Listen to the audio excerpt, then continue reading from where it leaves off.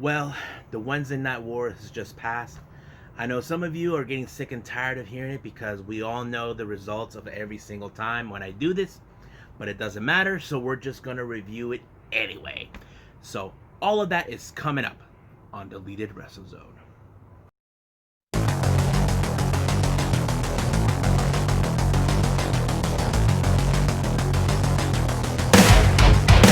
Are you ready? Get up, get up! Get up, get up! Get up, get up! Get up, get up! Get up, get up! Get up, get up!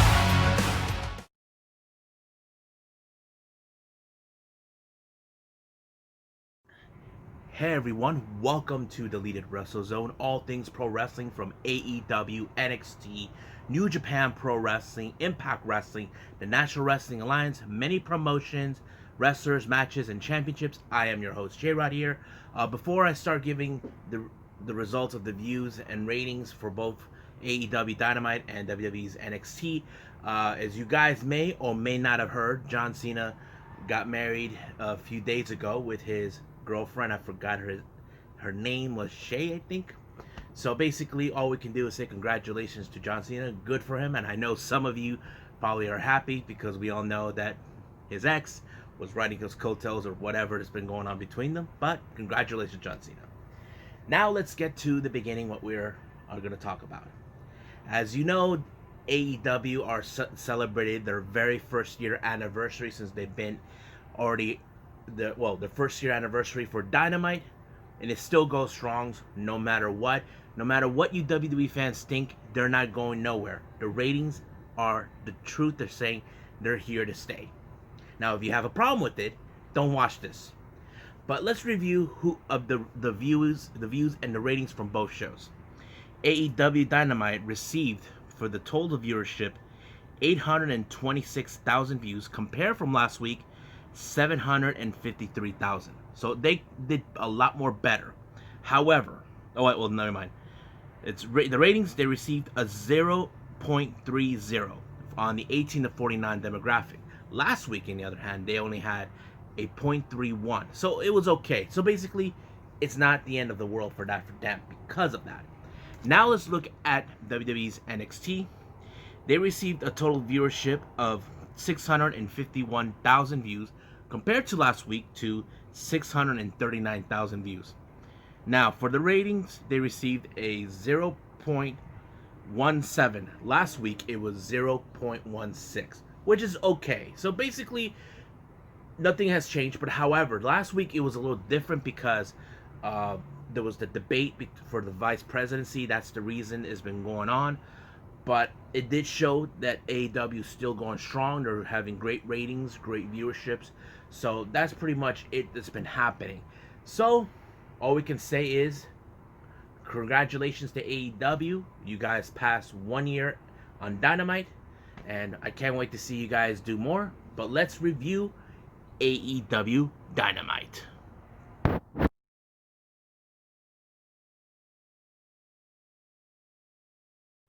Now, the first match of the night on AEW Dynamite is for the AEW World Tag Team Championship between the Best Friends and FTR. Now, these guys have been going at it for a couple weeks. As you know, FTR wasn't going to give them a shot because they considered them a comedy relief team. But Best Friends did take things seriously like they normally would do. Unlike the FTR, who always claims that they're the best. But however, they've been using a bit more tactics, both at FTR. Not tactics to cheat, but tactics to ensure that things go their way. They've been separating Trent away from Chuck the entire time. But the more they tried to do that, the more it worked, but it wasn't enough. But they were able to try to outwin them, but it didn't work. I have to say the Best Friends did a hell of a show on this one.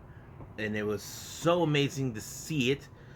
But FTR picked up the victory, as always, thanks to the help of Tully Blanchard. So basically, thanks to him. But this whole thing with FTR is not from over. Then the next match. Well, it didn't end it that way for all you guys. During the match, from what happened, Trent accidentally smashed into Miro's and Kip Sabian's arcade game during the match. And Kip sent Pelunda before to find Miro. Miro was not happy. He beat up both Trent and Chuck for what they did. And then the next thing happened is their match. They were facing against Lee Johnson and who was it? And Sean Maluda.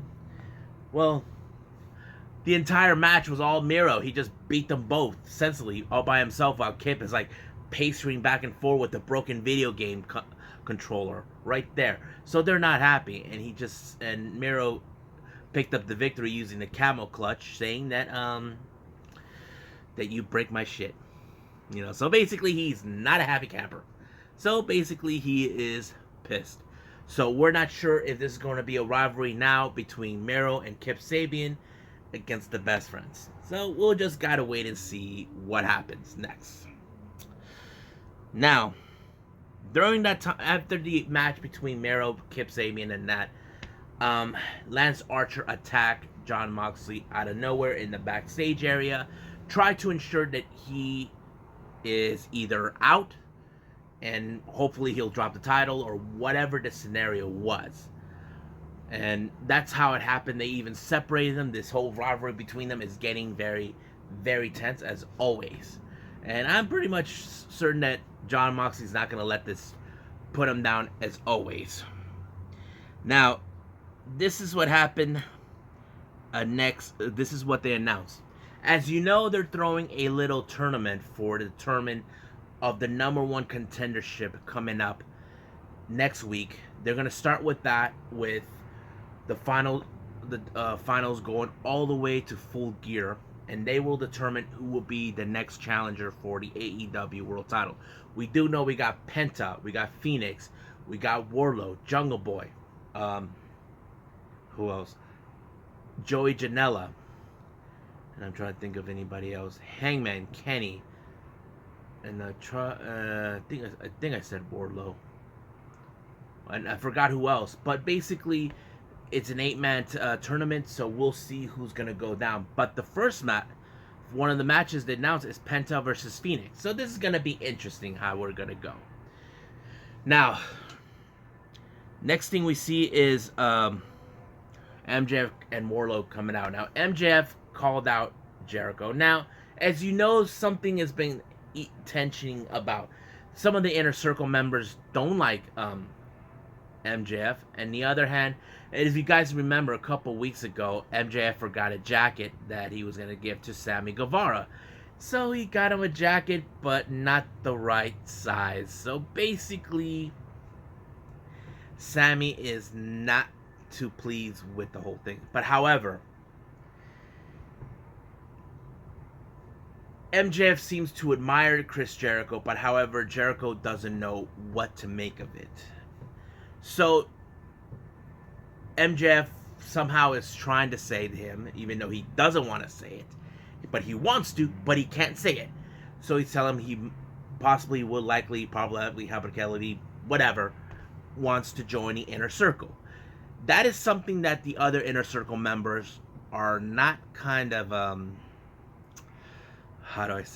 not pleased. But however, they set up for next week a one-on-one dinner, a steak.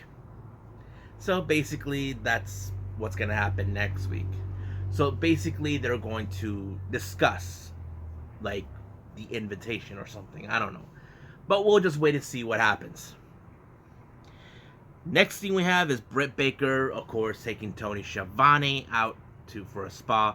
As always, we all know Britt Baker. She blasts about how she's a role model, that everybody should bow down and, all this and that, So, and Tony Schiavone is dealing with her abuse, especially when he got wax out of his chest. It must have hurt like hell. But that's how it was. Now, the next match we have is the AEW TNT Championship. As you know, a week ago, Cody actually regained the TNT Championship from Mr. Brody Lee. But however, he did state that I issued out a challenge against anybody. But the first challenger was none other than freshly squeezed Orange Cassidy. But man, this match was unbelievable. Now, you probably ask yourselves, you got two top stars, but however, how would this happen? How this would affect one or the other or the fan base? Like, are they just gonna allow Orange Cassidy to beat Cody or whatever the case is? But the way I see it in this particular match, it was great the way it went. But however, the match went into a time limit draw, so that means no one wins. So practically it ended in a draw. But some things happened during the match that some of you may or may not have known. Darby Allin was watching. It appears that he is interested in obtaining the TNT Championship. So it's already been confirmed and announced that he will be as the #1 contender for Full Gear for the TNT Championship. However, during the entire match, Dark Order members were not there. We had Anna Jay, we had Reynolds and Silver, and of course, what's his name? 10. These guys still have issues towards Cody because they were in disbelief that somehow Cody was able to beat Mr. Brody Lee, and they even tried to whack him with the title, but however, Orange Cassidy stopped it. So, and of course, the ref threw all of them out for getting involved in something that doesn't concern them, even though their issues towards the Nightmare family is far from over. So that's pretty much what happened during that match. But I have to say, it was a great match to see Cody and Orange Cassidy. But however, it did announce 2 weeks from now, there's going to be another match between Cody and Orange Cassidy, but this time also for the TNT Championship match. So I can only speculate on how it's going to happen, but we'll just wait and see where they're going to go. Next thing we have is Lance Archer. All happy that he beat up Moxley, but of course Moxley showed up and started attacking him. So it became a brawl, but of course officials have been trying to separate them. This is not an easy task, for either of them. But later the match was declared. It's a no disqualification match for the AEW title. So that's pretty much what's happened. Now, next thing we have is Matt Hardy, who came along with his wife and kids, telling the world he is now 100% healthier. He's ready to go. But however, it appears old rivalry is just renewed. Sammy still wants Matt Hardy, but this time he wants him gone for good. He wants him done. He's not going to stop until Matt Hardy is out of AEW for good.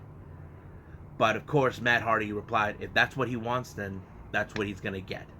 But no one knew that Sammy would renew old feuds, because Matt assumed that it was over, but not for Sammy. He wants him gone.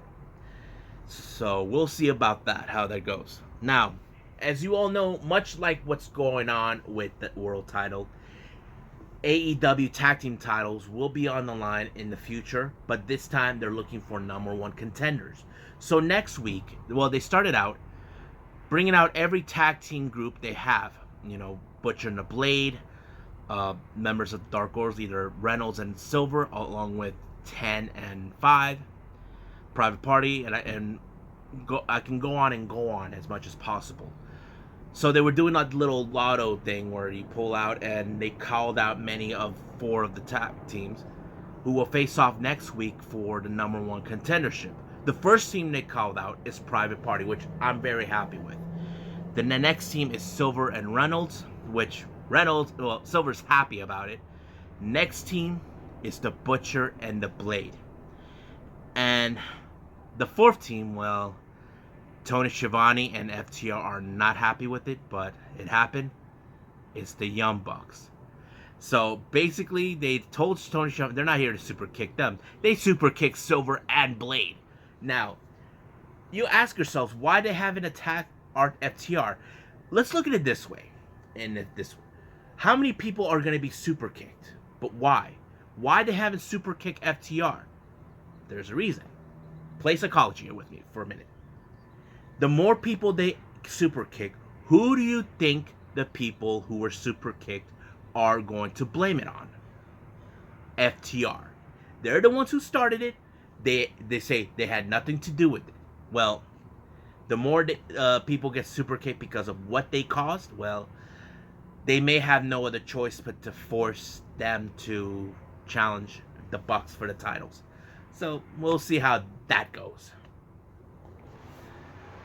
But as soon as they super kicked them, they even super kicked Private Party because they thought it was all cool, but no. It looks like they're back to their old ways again. Now, the next championship match is for the AEW Women's World Championship.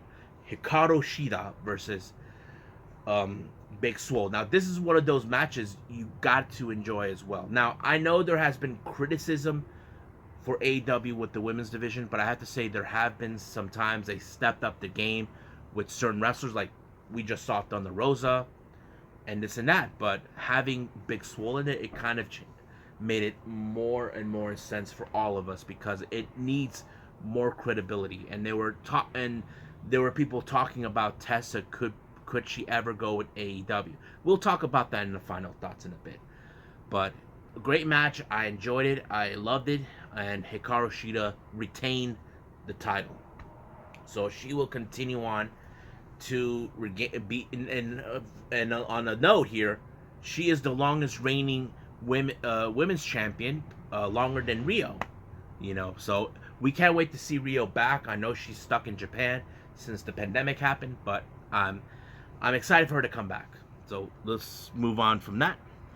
Now, Sean Spears gave his thoughts about Scorpio Sky. Now, he's not getting in his head. He's trying to remind him that he owed him a debt. As you know, he believes that Scorpio Sky took something from him, his moment, his victory lap. As you know, he always loads the glove up to ensure he inflicts pain on his opponents when he beats them. But this time he wants Scorpio Sky to pay the price for that. So basically, he will take the bullet on that one, which that's something that Sean Spears wants. Next thing we have, Eddie Kingston shows up along with the Lucha Bros to commentary. Now, we all know their history between those two. If you guys don't know, those guys go way back for a long time. And now we jump into AEW's World Championship match between Lance Archer and Jon Moxley. This one is like a renewal to the Texas Death Match that took place in Japan last January. It felt like it, So it was great to see it. I enjoyed it personally, how all of it was happening. Even Eddie Kingston was like supporting Moxley most of the time, but I think he felt that Moxley has sold out the entire time. But it was a great match, I'm not going to lie. But it ended with Moxley picking up the victory, and all of a sudden, Lance Archer attacks him, and then here comes Kingston and Lucha Bros coming for the save. But of course, he backstabbed him. Looks like this whole feud between them may not be over, but however, we just gotta wait and see where they're gonna go with it. So, that is it for AEW Dynamite. So let's talk about NXT.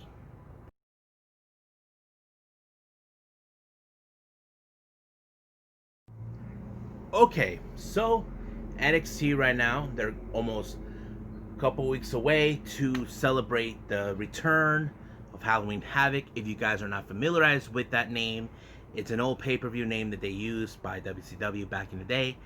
And I know some of you WWE fans are like gloating that AEW didn't take that name. Well, so what? They'll figure something out. They always do.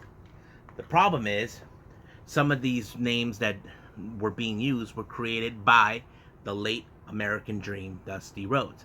Cody feels it's his right to obtain those names.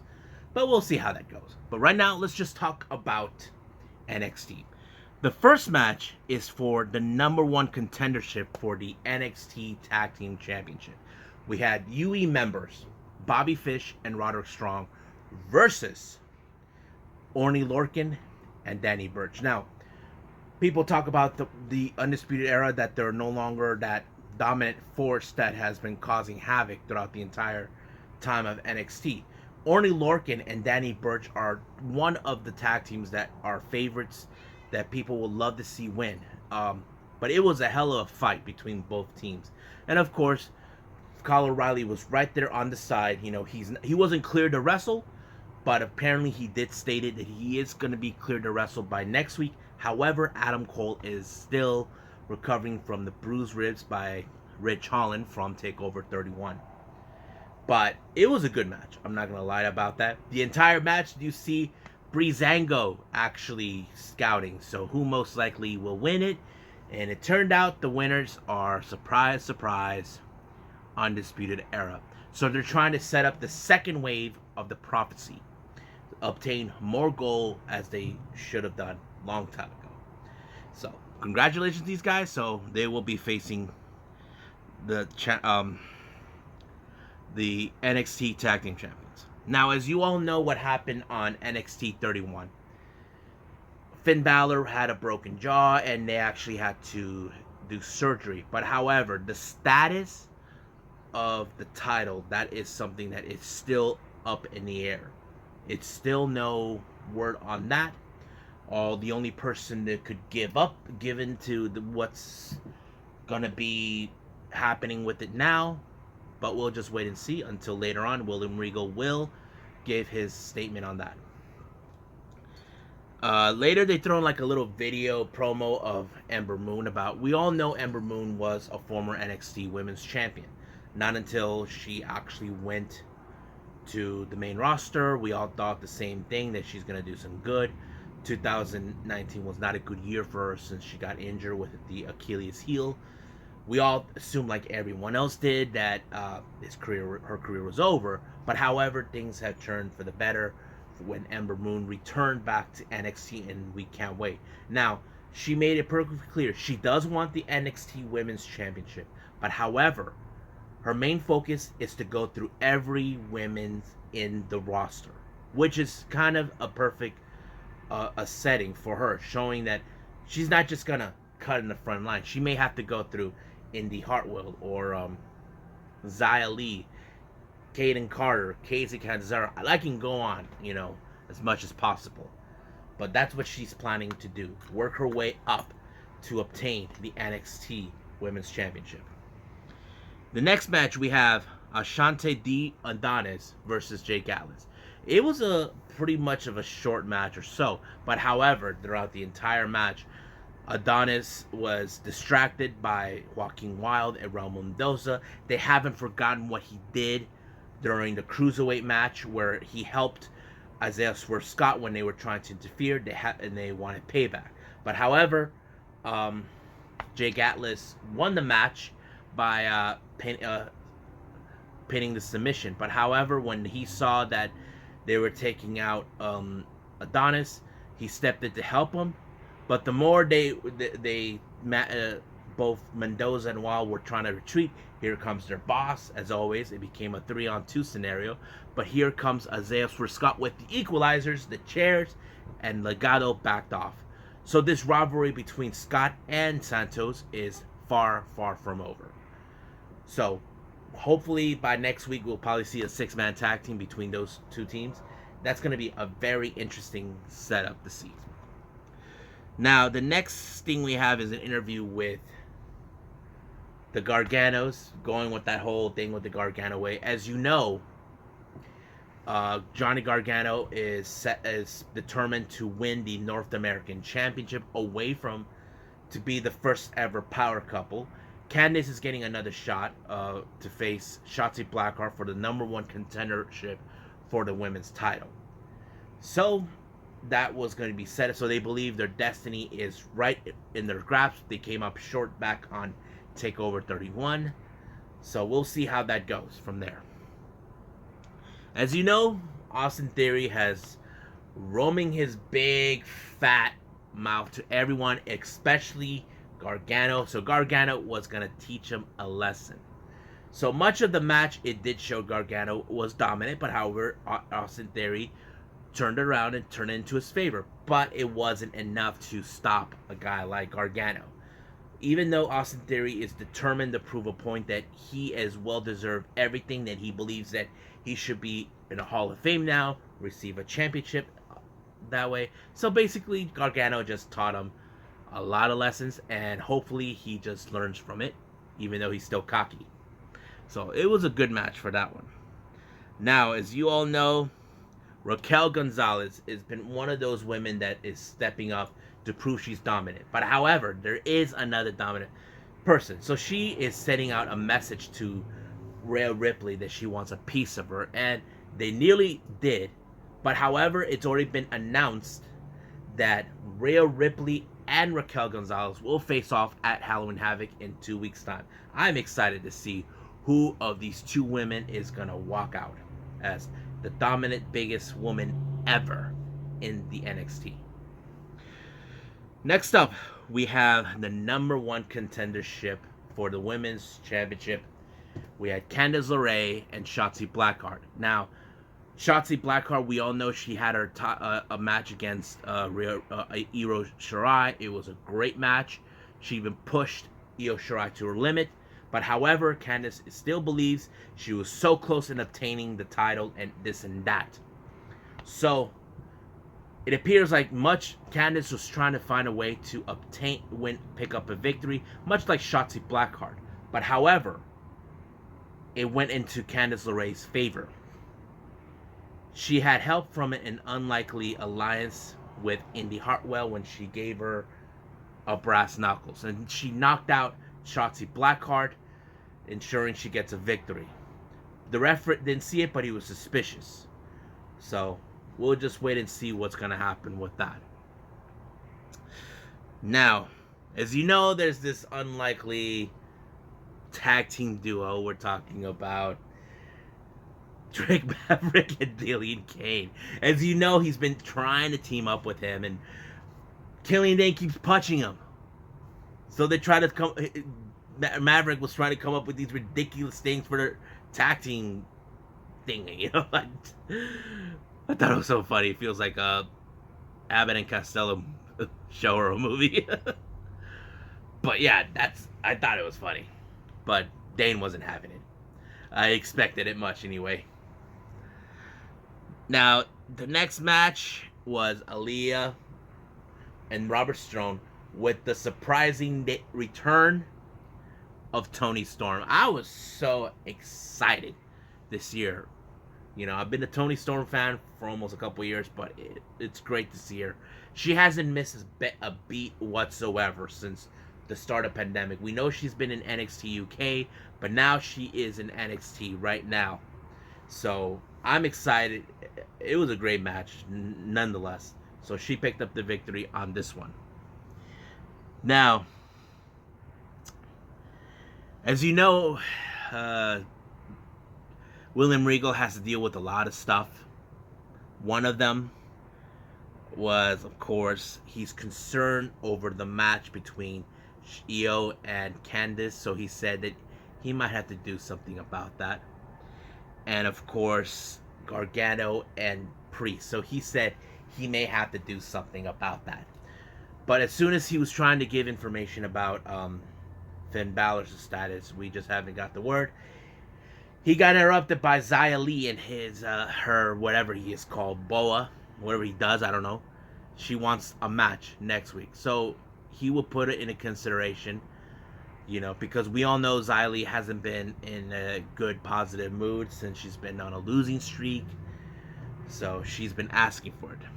Now the next match we have, it's Imperium, Eichner and Barthel versus Drake, Maverick, and Killian Dane. It was an interesting match. You see Drake started out first, trying to save Killian Dane for last. So basically he's like the reservist. But it was great. I mean, Imperium are still dominant as always. But however, it was Imperium who picked up the victory. Now, as soon as you didn't see Killian Dane, here comes Everrise trying to hurt Drake Maverick. You know, they hadn't forgotten the last time. But all of a sudden, here comes Killian Kane making the save. He looked like he was going to hurt Drake Maverick. But he didn't. He says, Nobody hits you but me. And Drake's like, huh? I think Killian Dane likes punching him. So I was like, okay, if that's what he wants. That's what he gets. I think everybody were shocked about that. It's like a very unusual relationship. Now, let's get to the main event. It's the NXT North American Championship. Damian Priest putting his title on the line against the return of Dexter. Well, he came back 2 weeks ago just for a small cameo. And then, of course, he was in a match against, who was it? Austin Theory. But, of course, he was attacked by Cameron Grimes. But this match was unbelievable. I have to say it was a good one. One of the good matches that I enjoyed. Because you look at Dexter Lumis. He is one of my favorite wrestlers to watch now. I mean, I like his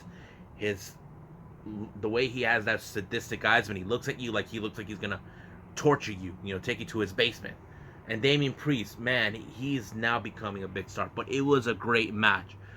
I enjoyed every moment of it. But however, the match did not go exactly how Dexter Lumis would have wanted. The ref didn't see it. Cameron Grimes struck again. Yep, costing him the match.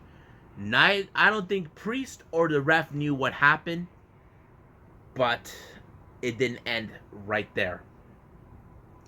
It ended when Johnny Gargano super kicked him with the chair, being all proud. William Regal told him, "You think you're proud, but however, there's the stipulations that is going to be presented by the host of Halloween Havoc."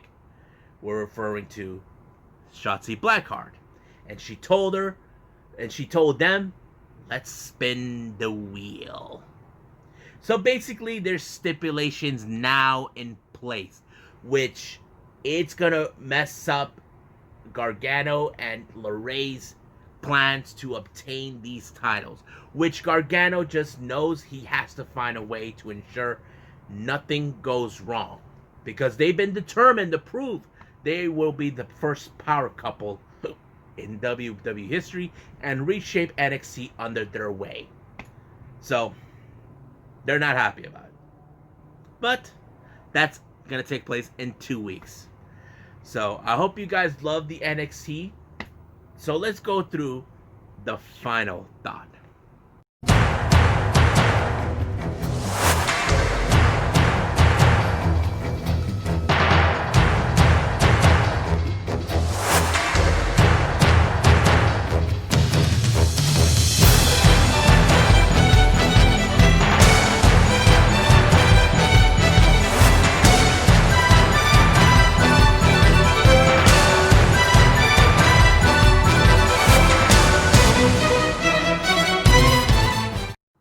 Alright, so what are my final thoughts on these two shows? I have to say they were good shows, but however, it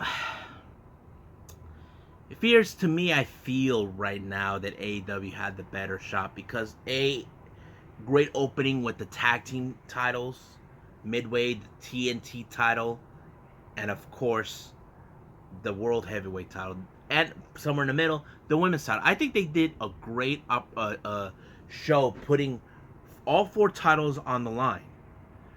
We didn't see that much with NXT. The only title we had that was on the line was the North American Championship. But it was a good show, not to get me wrong. I mean, look, I did like the Damian Priest and Dexter Lumis match. That was one hell of a match. I enjoyed a lot too. And but yeah, that's how I see it. But having all 4 championship titles in one night, that was pretty amazing to have. Not to mention more on the story of the Bucks and FTR still trying to get at each other's throats. Like the Bucks still wants a chance of the tag team titles, but FTR doesn't want that. They don't believe they deserve it because they felt they've been overshadowed by the Bucks for years, thanks to Dave Meltzer and all the other promotions. But this is not far from over. And the way I see it, with psychology in this, if you play it with the Bucks, the only reason FTR hasn't got their heads kicked off was because, if you look at it this way, the Bucks want to kick everyone. Now, when this whole thing's gonna stop? People are gonna ask, when is it? Until they finally realize all of this is FTR's fault. They started this mess to get into their heads. Now FTR can go out and say it wasn't their fault. They didn't want this. It's not that. But however, others will say, yes, you did. You wanted this to happen because for years you had the Bucks overshadowing you guys. You see, you go out tell the world that you're the best, but the Bucks were the ones who were better because they hold multiple titles over the years. And that's how it's always been. Now, the whole double story with Candice LeRae and Johnny Gargano, that's a pretty good, interesting thing because now you're seeing in the story, they're determined to try to recapture those titles when they should have gone back and take over. Johnny felt that the North American title should have been on his waist. Same thing with Candice LeRae, but it didn't happen that way. But now Candice has a very likely alliance with Indy Hartwell. But however, would that be good enough for both of them when it comes to Halloween Havoc due to the stipulations thanks to Shotzi Blackheart? So there were good shows, but to me I felt AEW had the better show because all 4 titles were on the line. And I cannot recall any promotion if all their titles were on the line in a show like this, like Dynamite. Like, let's say we see that with Raw or SmackDown or NXT. I'm trying to remember if there's any shows that have been doing that. But however, this one felt right for me. You know, hope you guys felt the same way. Hope you got, well, right now, I'm going to end the show right now for all of you guys because I got other things to do, but at the same time, I got to edit this all for you guys. So keep in mind, right now, we're still continuing on with the G1. So basically, right now, it's already been cleared that there will be more matches for the G1, for the B block, for the finals. So there will be 3 matches set. So I will do that some other time. But for now, I must bid all of you adieu. So goodbye. Mwah. And have a nice day. Bang.